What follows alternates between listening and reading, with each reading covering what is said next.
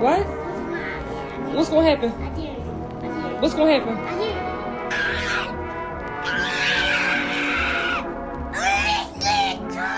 Bonjour, aujourd'hui je vais vous parler du brain rot.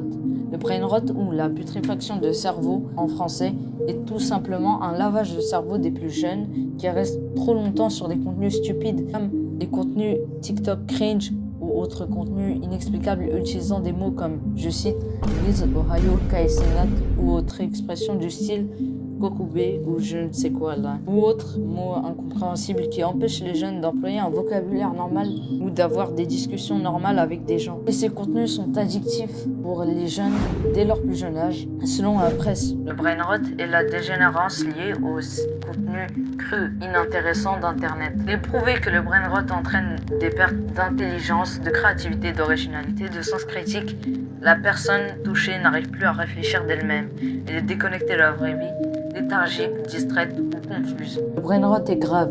Il pousse les gens à consommer, encore et encore, jusqu'à ce que... En fait, non. Consommer est toujours meilleur pour eux.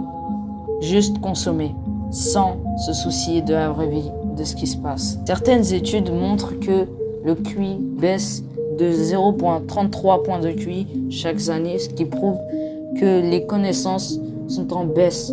Les moyens d'y accéder sont de plus en plus nombreux, ce qui n'est pas du tout logique, ce qui est contradictoire. Les gens sont de moins en moins heureux, de plus en plus dépressifs, anxieux et d'autres émotions négatives. En résumé, le brain rot atteint les gens et leur morale. Y a-t-il quelque chose de bien?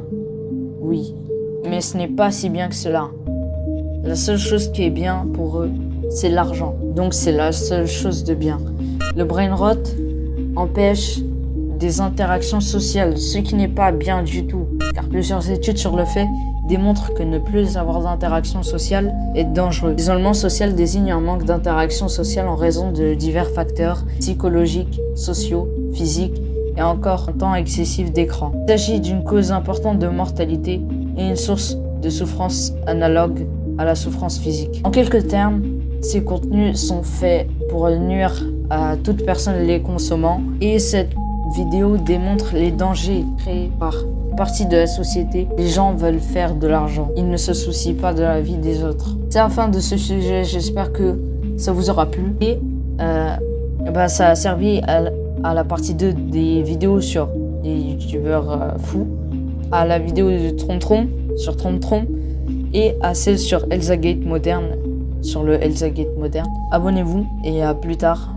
On se retrouve dans une prochaine vidéo. Au revoir.